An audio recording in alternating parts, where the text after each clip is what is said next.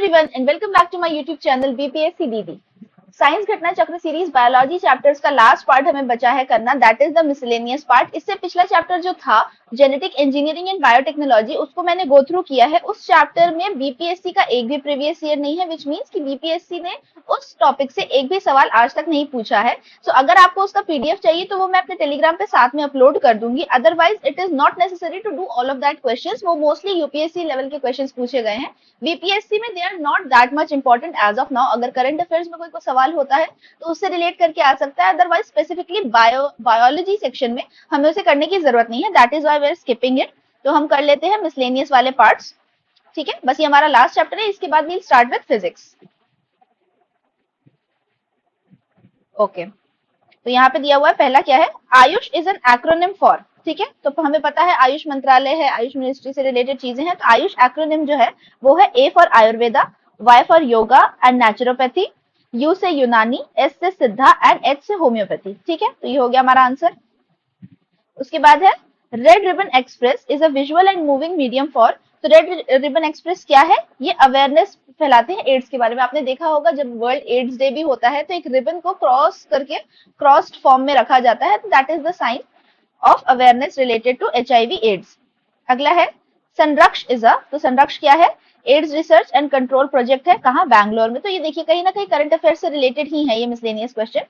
अवाहन, the Indian segment bill of Bill and Melinda Gates Foundation is engaged in the prevention of. तो अवाहन जो है Indian segment है किनका, Bill and Melinda Gates Foundation का। बहुत large level पे ये लोग सोशल वर्क करते हैं। तो ये है related to the prevention of HIV AIDS. अगला है NACO is an organization dealing with, तो it is also related to AIDS, जिसका नाम है national AIDS control organisation. Next है mission Indradhanush of union government is related to, तो ये हमारा इम्यूनाइजेशन से रिलेटेड है, of children against 7 vaccine preventable disease, ठीक है। Ministry of health and family affair ने इसे लॉन्च किया था कब, दिसंबर 25, 2024 को। तो देखिए मोर और लेस ये मिसलेनियस पार्ट में हमारे वन वर्ड वाली चीजें जो करंट अफेयर से रिलेटेड रही होंगी, तो इसे हम फटाफट लेवल पे देख लेते हैं। बहुत ज्यादा इनमें फोकस करने की नीड नहीं है, एक तरीके से हमारे रिवाइज हो जाएंगी जो पूछा गया है अब तक। The mission Indradhanush launch by government of India is in connection with, तो अगेन इम्यूनाइजेशन ऑफ चिल्ड्रन। फिर से मिशन इंद्रधनुष के बारे में पूछा है, तो vaccination of children. Consider the following statements in context of intervention जो लिए गए हैं अंडर अनीमिया मुक्त भारत स्ट्रैटेजी। तो 4 स्टेटमेंट दिए, हमें बताने क्या क्या सही है। तो यहाँ पे दिया है कि प्रोफाइलैक्टिक कैल्शियम सप्लीमेंटेशन दिया जाता है प्री स्कूल चिल्ड्रन और एडोलेसेंट्स और प्रेग्नेंट वुमेन को। तो अनीमिया में हमें आयरन की कमी हो जाती है, यहाँ पे हमें कैल्शियम सप्लीमेंटेशन की बात की गई है, तो ये इनकरेक्ट है, ठीक है। Runs a campaign for delayed cord clamping at the time of child birth, ये बिल्कुल ठीक है। Periodic deworming to children and adolescents, ये भी ठीक है। addresses non-nutritional causes of anemia and endemic pockets with special focus on malaria, hemoglobinopathies and fluorosis। तो ये तीनों स्टेटमेंट्स ठीक है, ऊपर वाला इनकरेक्ट है, तो हमारा आंसर हो जाएगा ओनली 3, ठीक है। यहाँ पे पूरी डिटेल में दिया हुआ है अनीमिया मुक्त भारत के जो भी फीचर्स हैं, एक बार गो थ्रू कर लीजिएगा। अगला है प्रोग्राम्स और उनके लॉन्च ईयर को हमें मैच करना है। इंपॉर्टेंट प्रोग्राम्स ही है, जैसे मिशन रूरल हेल्थ जो था, नेशनल रूरल हेल्थ मिशन जिसे बोला जाता है, वो कब इंट्रोड्यूस हुआ था, तो ये हुआ था 2005 में। उसके बाद नेशनल लेप्रेसी एरेडिकेशन प्रोग्राम जो था ये हुआ था 1983 में। इंटीग्रेटेड चाइल्ड डेवलपमेंट स्कीम कब आई थी, ये आई थी 75 में। And programme for control of blindness आया था 1976 में। अब देखिए ये इतनी पुरानी स्कीम्स थी, लेकिन 2019 में इसे पूछा गया, तो ये कुछ इंपॉर्टेंट स्कीम्स है, हमें पता होनी चाहिए कि कब लॉन्च हुए हैं ये सारे प्रोग्राम्स। आंसर है इसका सी। अगला है NFHS 5, ठीक है, national family health survey does not include, तो इसमें से क्या इंक्लूड नहीं करता है, तो बीपी ठीक है, डायबिटीज भी ठीक है, रजिस्ट्रेशन ऑफ डेथ भी ठीक है, एचआईवी टेस्ट इसमें इंक्लूडेड नहीं है, तो आंसर हो जाएगा C. Which of the following is not correctly match, तो क्लोरोफिल मैग्नीशियम प्रेजेंट होता है, ठीक है, हीमोग्लोबिन आयरन से, टेबल सॉल्ट में सोडियम होता है, washing soda is not potassium, this is sodium carbonate, ठीक है, वॉशिंग सोडा, तो ये इनकरेक्ट हो गया। फिर से हमें इसी तरीके से मैच द फॉलोइंग दिया हुआ है, एसिड प्रेजेंट इन विनेगर, तो विनेगर में जो है वो एसिटिक एसिड होता है। Souring of milk is due to lactic acid, acid present in gastric juice is hydrochloric acid and compound present in bones is calcium phosphate, तो answer हो गया हमारा बी। फिर से अगला फिर मैच द फॉलोइंग है, तो कंपाउंड्स प्रेजेंट इन बोन्स, तो अभी हमने देखा कैल्शियम फॉस्फेट। उसके बाद present in vinegar acetic acid, souring of milk, lactic acid, ripening of fruits, तो इथाइलिन यूज किया जाता है। ये हमने पहले भी क्वेश्चन प्रैक्टिस किए हैं, उसी का ये कंबाइंड फॉर्म में है। ठीक है, इसके बाद अगला सवाल है फिर से मैच द फॉलोइंग कि स्किन कैंसर जो है तो वो अल्ट्रावायलेट रेस की वजह से हो सकता है, यूवी रेस जो बोलते हैं ना, हार्म करती हैं स्किन को।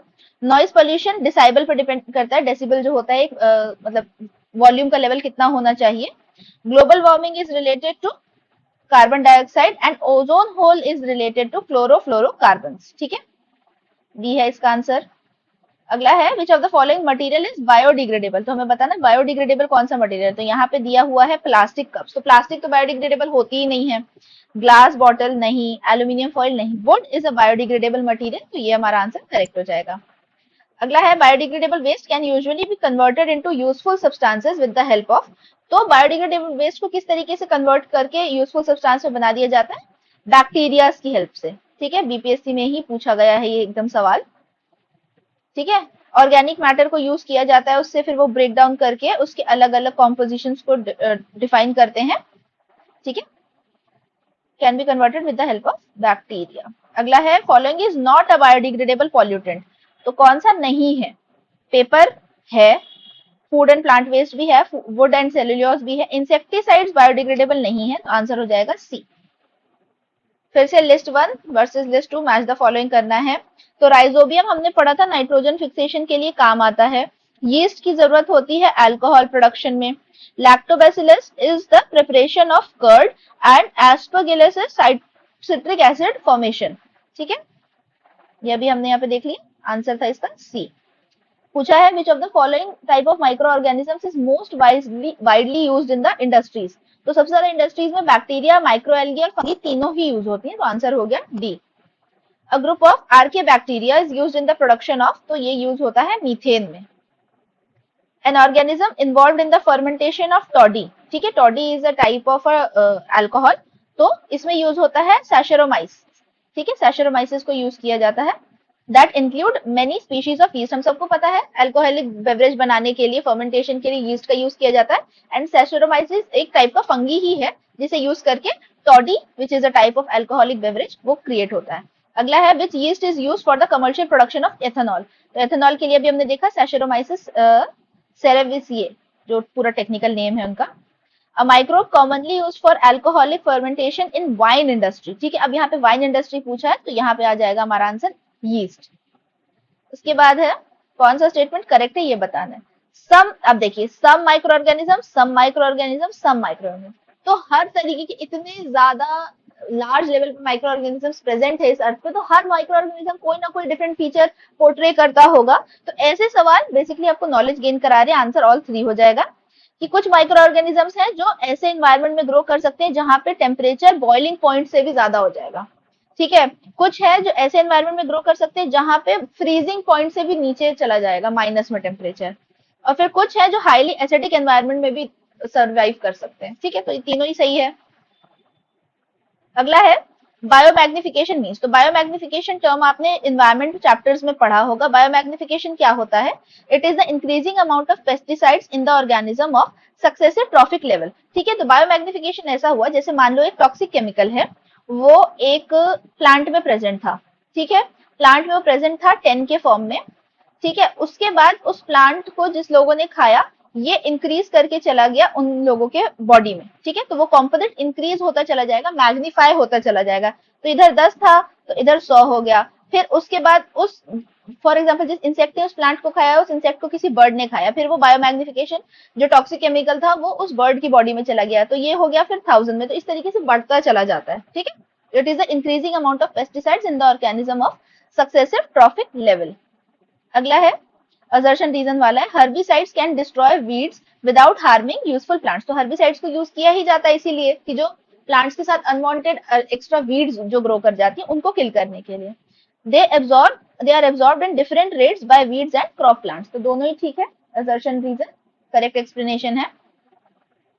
अगला है generally Orobanche weed is used in, तो ओरोबांच वीड यूज की जाती है टोबैको फील्ड में। ठीक है, so it is a type of a parasitic weed which is also found in tomato and potato fields.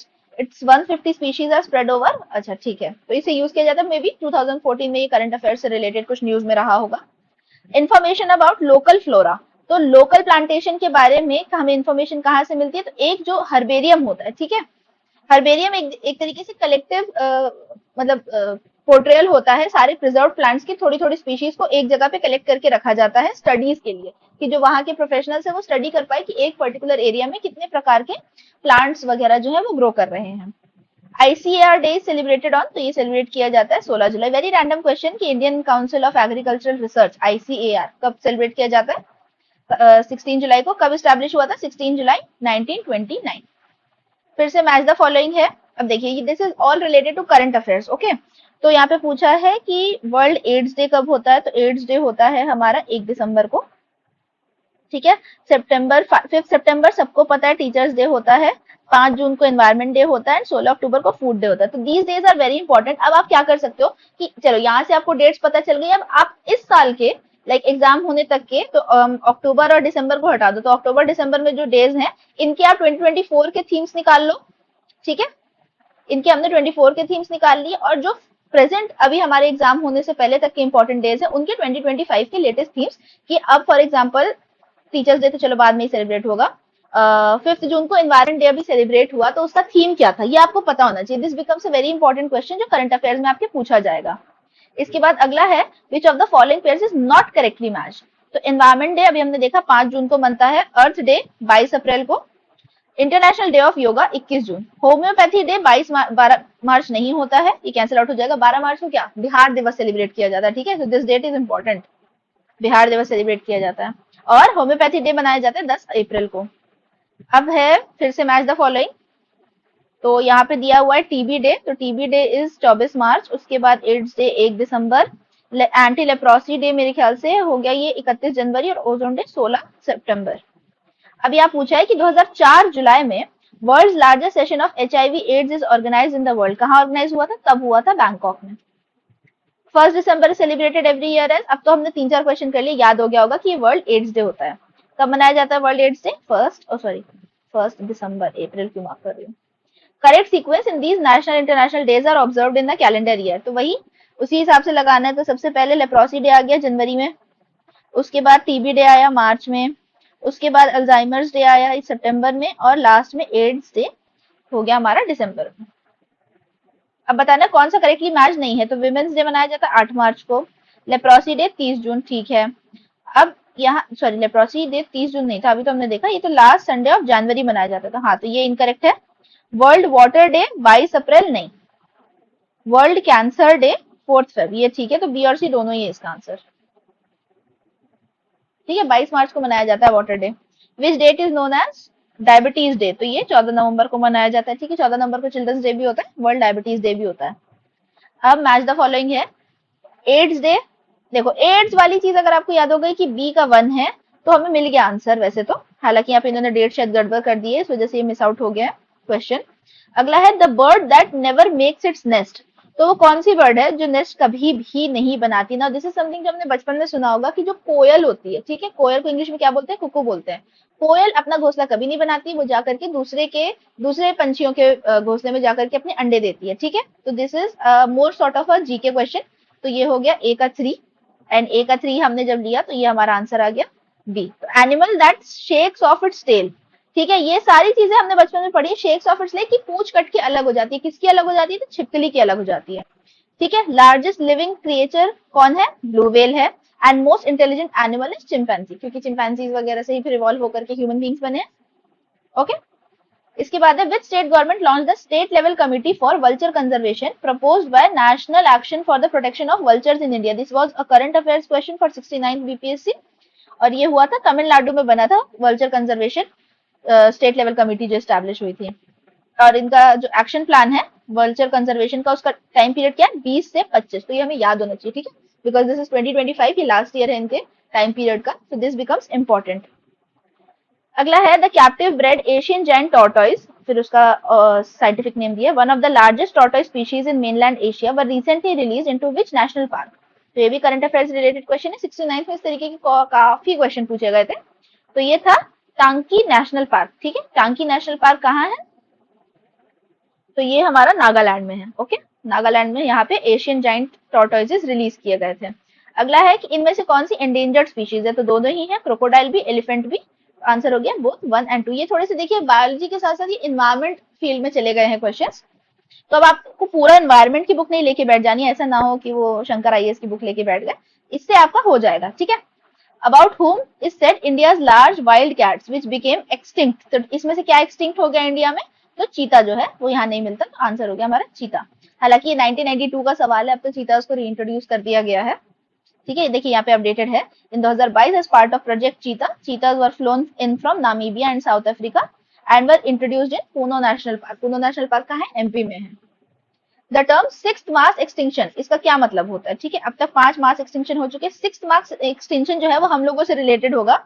This includes mankind's over exploitation, misuse of natural resources, fragmentation, loss of natural habitats, destruction of ecosystem, pollution and global climate change. Answer is B. इसके बाद following is not properly matched, तो gene splicing करके recombinant DNA technology use की जाती है, उसे genetic engineering बोलते हैं, बिल्कुल ठीक है। डायग्नोस्टिक टेस्ट जो प्रेजेंस या एब्सेंस जो होती है जेनेटिक डिसऑर्डर की एक मतलब अनबॉर्न चाइल्ड में, वो बताता है, तो इसे बोला जाता है aminosynthesis. Process by which living organisms break down complex matter into simpler constituents, तो इसे बायोडिग्रेडेशन बोला जाता है। And inbuilt time keeping the system in all organisms, तो ये बायोमास का डेफिनेशन नहीं है, आंसर है डी। ठीक है, बायोमास क्या होता है, ये एक बायोलॉजिकल मटेरियल जो लिविंग ऑर्गेनिज्म से हमें मिलता है। ठीक है, प्लांट बेस्ड मटेरियल को बोला जाता है बायोमास। अगला है disease of inner parts of human body are diagnosed through, तो इनर पार्ट्स जो बॉडी के होते हैं उससे पता चलता है एंडोस्कोप से। ठीक है, एंडोस्कोपी आपने सुना होगा। तो बेसिकली डाइजेस्टिव ट्रैक्ट में एक छोटा सा कैमरा जो है वो आपके फूड पाइप के थ्रू होते हुए मुंह के थ्रू उसको डाला जाता है, और फिर उसे कैमरे में डॉक्टर्स व्यू करते हैं कि एग्जैक्टली अंदर क्या प्रॉब्लम चल रही है। एंड एंडोस्कोप इज, तो यहाँ पे दिया narrow telescope, simple microscope, type of camera, तो इसमें से कुछ भी नहीं है, आंसर हो जाएगा नन ऑफ दीज। ये क्या होता है, it is a medical device consisting of a long thin flexible tube which has a light source and a video camera। तो सिर्फ टाइप ऑफ कैमरा नहीं है, पूरा हमको एक्सप्लेन करना है। नेक्स्ट है which of the following types is used by computed tomography employed for visualization of the internal structure of human body, तो this is a type of what, x-ray। ठीक है, computed tomography, visualisation of internal structure, थोड़ा heavy terms use कर दिए गए, पर practically सोचो तो ये एक्सरे के बारे में बात हो रही है। ठीक है, नेक्स्ट है barium is a suitable form, in a suitable form is administered to patients before an x-ray examination of the stomach because, तो बेरियम जो है वो क्यों दिया जाता है एक्सरे एग्जामिनेशन से पहले, अगर पेट का एक्सरे होना होता है तो, because it is a good absorber of x-rays and this helps the stomach to appear clearly in contrast with other regions of the picture। ठीक है, तो देखिए यूजुअली एक्सरेज वगैरह में क्या बोन्स का जो स्ट्रक्चर होता है वो तो आ जाता है, लेकिन अगर कभी पेट का x-ray, which is a rare thing, मैंने खुद नहीं सुना है, बट अगर एक्सरे एग्जामिनेशन पेट का कराना है तो उससे पहले आपको बेरियम दिया जाता है, सो दैट आपका जो अंदर की जो सारे फीचर्स है वो प्रॉपरली एक्सरे में शो हो पाए। अब देखिए यहाँ पे ये बड़ा अच्छा है, EEG, ECG, EOG, EMG. ECG something जो सब जानते हैं, ईसीजी जो है वो हार्ट रिलेटेड होता है। ठीक है, अब यहाँ पे पूछा है ईएमजी, ईओजी, ईईजी। ठीक है, तो ईएमजी को हम मान सकते हैं फॉर एग्जांपल, चलो मुझे नहीं पता है, उसके हिसाब से करते हैं। तो हमने बी का 4 मैच किया है, तो बी का 4 यहाँ पे गिवन है और कहीं गिवन ही नहीं है, तो लो बात ही खत्म हो गई, आगे का आता है चाहे नहीं आता है। ठीक है, ईईजी जो है वो ब्रेन के लिए यूज होता है, EOG is used for eyes and EMG is for muscles. तो ऐसे एम बीच में दिया था ना, तो मसल्स का एम होता है। तो जब नहीं पता होता है तो ऐसे सब तुक्के लगा लेने चाहिए, क्या पता क्या फिट हो जाए। अब यहाँ पे इनकी फुल फॉर्म दिया है कि इलेक्ट्रोएन्सेफेलोग्राफी ब्रेन से रिलेटेड होती है, इलेक्ट्रोकार्डियोग्राफी ऑब्वियसली हार्ट रिलेटेड होती है, EOG is electrooculography and EMG electromyography. ठीक है, तो इसको नोट करके रख लेंगे। Brain disease are diagnosed by, तो अभी हमने देखा EEG, EEG records activity of brain, EEG is done to record working of brain. List से ये है, ईसीजी हो गया हमारा हार्ट, ईईजी हो गया brain, mammogram is for breast and audiogram, obviously audiogram सुनने वाली चीज है तो it is related two year. Magnetic resonance imaging, MRI, आपको एक तो फुल फॉर्म मिल गया यहाँ पे, ये पता होना चाहिए एमआरआई का फुल फॉर्म क्या होता है, is based on the phenomena of, तो कौन सा फिनोमेना यूज होता है इसमें, न्यूक्लियर मैग्नेटिक रेजोनेंस। ठीक है, तो ये यूज करके एमआरआई जो है वो कंडक्ट किया जाता है। MRI is a diagnostic tool which means, अब देखिए यहाँ पे पूछ लिया ना फुल फॉर्म क्या है, तो आपको पता होना चाहिए कि it means magnetic resonance imaging to diagnose the medical conditions, MRI technique is used, which is not used in MRI. अब देखिए 66 में पूछा है ये कि इसमें से एमआरआई में क्या यूज नहीं किया जाता है, तो इधर ऑप्शंस में क्या क्या है, मैग्नेटिक फील्ड है, तो मैग्नेटिक रेजोनेंस जो है तो उसमें मैग्नेटिक फील्ड तो यूज होगी ही, ठीक है। फिर पूछ लिया है x-ray, radio wave and gamma rays, तो सारी तो नहीं हो सकती हैं, इसका हमारा आंसर जो है वो ओके, मैग्नेटिक फील्ड यूज होती हैं, does not involve X rays gamma rays, अच्छा okay, so it includes more than one of the above, because X ray भी यूज नहीं होता, गामा रेज भी यूज नहीं होती है, ओके। अगला है व्हाट इज एमआरआई, फिर से वही magnetic resonance imaging. BMD test is held for diagnosis of, तो बीएमडी जो है वो बोन मिनरल डेंसिटी का टेस्ट होता है, तो ऑस्टियोपोरोसिस हमने स्टार्टिंग में देखा था, जब विटामिन डी की डेफिशिएंसी होती है, बोन्स कमजोर हो जाती है, तो ये प्रॉब्लम हो सकती है ऑस्टियोपोरोसिस की, और इसको डिटेक्ट करने के लिए कौन सा टेस्ट होता है, बीएमडी टेस्ट होता है। BMD test is perform for, तो again osteoporosis. What is the full form of BMD, it is, अब बोन मैरो नहीं समझना है, पूरा का पूरा bone mineral density it is. Bone marrow वाली चीजें जब आएंगी तो वो कैंसर से रिलेटेड हो जाती हैं। व्हाट इज लिथोट्रिप्सी, लिथोट्रिप्सी क्या होती है, अब ये नई चीज है, इसका मतलब होता है breaking of kidney stone through rays, ठीक है। दिस इज ऑल्सो फॉर्म कि बिना ज्यादा पर्टिकुलरली ऑपरेट किए हुए लेजर के थ्रू आपके जो किडनी स्टोन्स है उनको ब्रेक डाउन करके फिर जो है ब्लैडर से वो यूरिन के थ्रू पास हो जाता है, ठीक है। ये देखिए tiny pieces of stones pass out from the body through urine. Electron beam therapy is a kind of radiation therapy in treat, जिसमें सर्टेन टाइप ऑफ कैंसर्स को यूज करने के लिए इलेक्ट्रॉन बीम थेरेपी का हम यूज करते हैं। 2008 का क्वेश्चन है, अब तो इतनी सारी चीजें डेवलप हो गई हैं। When doctor tells a person that he she has been affected with tetraplegia, it means he she suffering from paralysis of, तो ये इसका क्या मतलब हुआ, टेट्राप्लेगिया मीन्स कि दोनों हाथ और दोनों पैर से आप अपाहिज हो गए हैं, सॉर्ट ऑफ पैरालिसिस हो गया है, ठीक है, एक्सीडेंट या डिजीज की वजह से हो सकता है ये। Also known as quadriplegia, quadriplegia जब हम सुनेंगे तो quad is used for something which is related to number 4, ठीक है, तो दोनों हाथ और दोनों पैर, तो इट बिकम्स 4, ठीक है। In living beings nutrition, respiration and synthesis are 3 major aspects of, तो ये तीनों किस चीज के एस्पेक्ट्स है, ये एस्पेक्ट्स हैं मेटाबॉलिज्म के पार्ट के। Another name of artificial silk is, तो आर्टिफिशियल सिल्क का दूसरा नाम क्या होता है, इसका नाम होता है रेयन। इसके बाद है which of the following pairs is not correctly matched, हमें बताना है, तो ऑक्सीटोसिन हार्मोन है, अस्पार्टम इज सिंथेटिक स्वीटनर है। अब देखिए यहाँ ऑप्शंस में कुछ भी ऐसा नहीं जो हमने पढ़ा नहीं है, हमने बायोलॉजी चैप्टर्स में ये सारी चीजें कवर कर चुके हैं। नियोप्रीन क्या है, एक स्पेशलाइज्ड रबड़ है। रेयन मॉडिफाइड स्टार्च नहीं है, आर्टिफिशियल सिल्क होता है ये, ठीक है, synthetic fibre it is basically, तो ये हो गया हमारा इनकरेक्ट आंसर डी। अब बताना कौन सा पेयर करेक्टली मैच नहीं है, तो वूल एक प्रोटीन है, ओके, रबर नेचुरल पॉलीमर है, फुलेरिन एलोट्रोप है कार्बन का, रेयन का फिर वही दिया हुआ है मॉडिफाइड स्टार्च, सेम क्वेश्चन है 19 22 15 22, तो जो कितनी बार रिपीट किया है।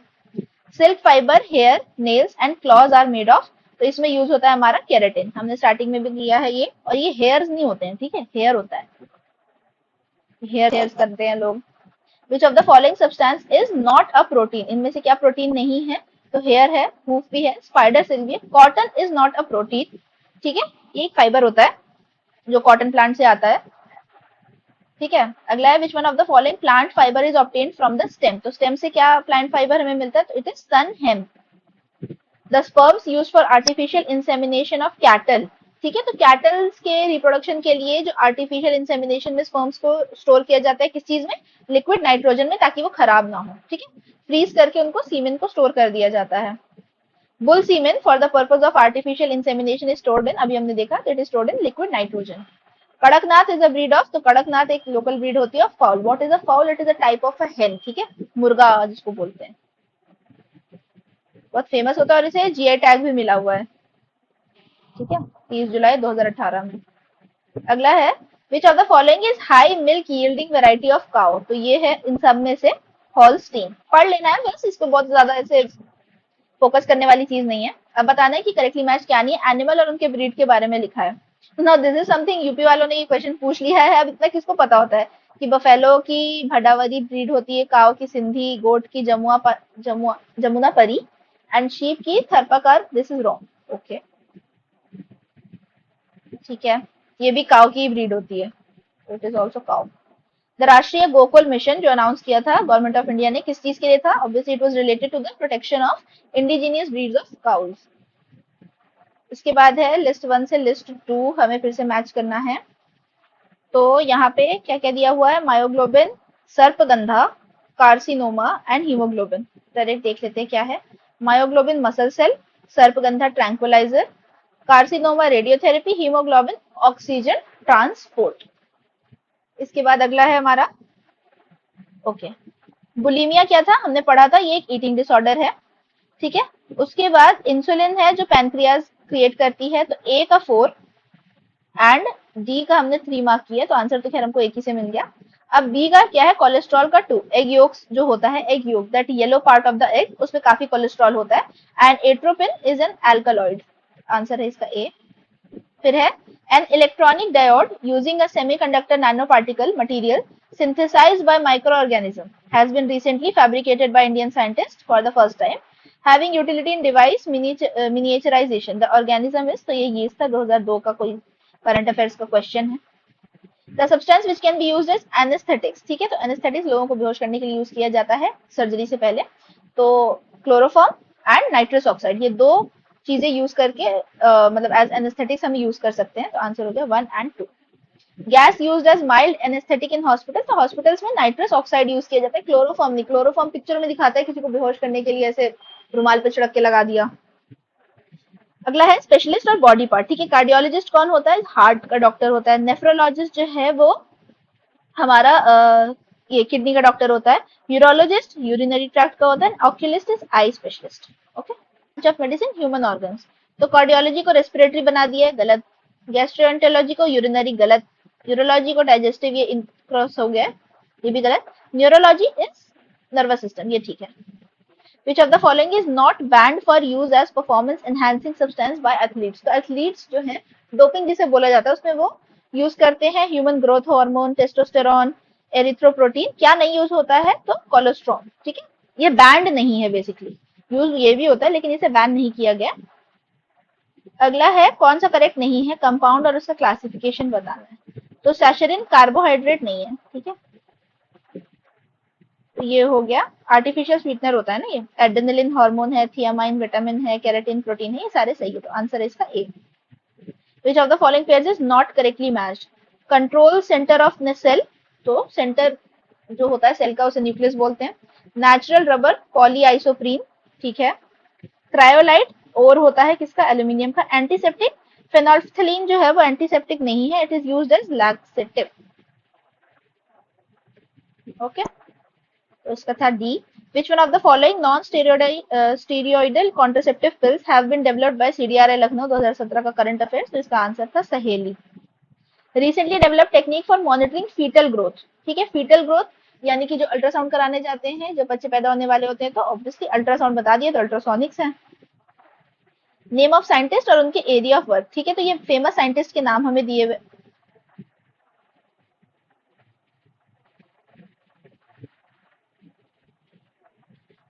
तो ये फेमस साइंटिस्ट के नाम हमें दिए हुए हैं और यहाँ पे मैच द फॉलोइंग कर लेते हैं। Birbal Sahni is palaeobotany, K C Mehta plant pathology, P Maheshwari embryology, M S Swaminathan green revolution. अब और कुछ तो याद होगा चाहे नहीं होगा, M S Swaminathan green revolution related है, तो डी का 1 है, इतना ध्यान रखना है। बाकी ऑप्शन में देख लेते हैं, यहाँ पे भी है, यहाँ पे भी है, तो 50-50% वाला क्वेश्चन है। अगर आता है तो ठीक है, अटेम्प्ट बढ़ाने के लिए मार्क किया जा सकता है, वरना simply skip such questions and move on.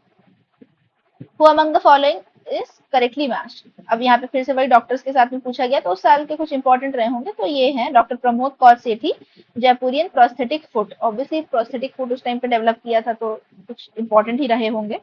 अगला है invasive species specialist group that develop global invasive species database belongs to which one of the following organisation? Okay invasive species के डेटाबेस तैयार करते हैं ये स्पेशलिस्ट ग्रुप, तो ये obviously IUCN के अंडर आते होंगे। ये हो गया international union for conservation of nature. तो 94 क्वेश्चंस हैं और आई गेस ऐसे ही 80-90 क्वेश्चंस और हैं मिसलेनियस के, तो इसे हम कल कंप्लीट कर लेंगे।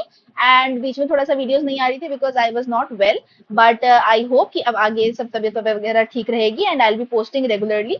तो आज ये हमारा बायोलॉजी का मिसलेनियस पार्ट 1 है। Tomorrow will complete biology with miscellaneous part 2। PDF आपको टेलीग्राम पे मिल जाएगा। एंड अनदर न्यूज की डीवाईएसपी की 14 पोस्ट हमारे 71st बीपीएससी की वैकेंसीज में ऐड हो गई हैं। अब हमारी टोटल वैकेंसीज भी इंक्रीज होकर के 1264 हो गई हैं। So it is a very very golden opportunity. बहुत सारे लोग इस बार थोड़े से सैड हो गए थे कि अरे डीवाईएसपी की पोस्ट नहीं है, बट अब देखिए फाइनली 14 पोस्ट ऐड हो गई हैं। कम नहीं होती हैं, आपको तो एक ही चाहिए। सो कीप ऑन प्रैक्टिसिंग, अच्छे से रिवाइज करिए, पढ़ते रहिए। कोई भी डाउट हो कमेंट करें, टेलीग्राम में ज्वाइन हो सकते हैं बीपीएससी दीदी के। And till then see you, bye.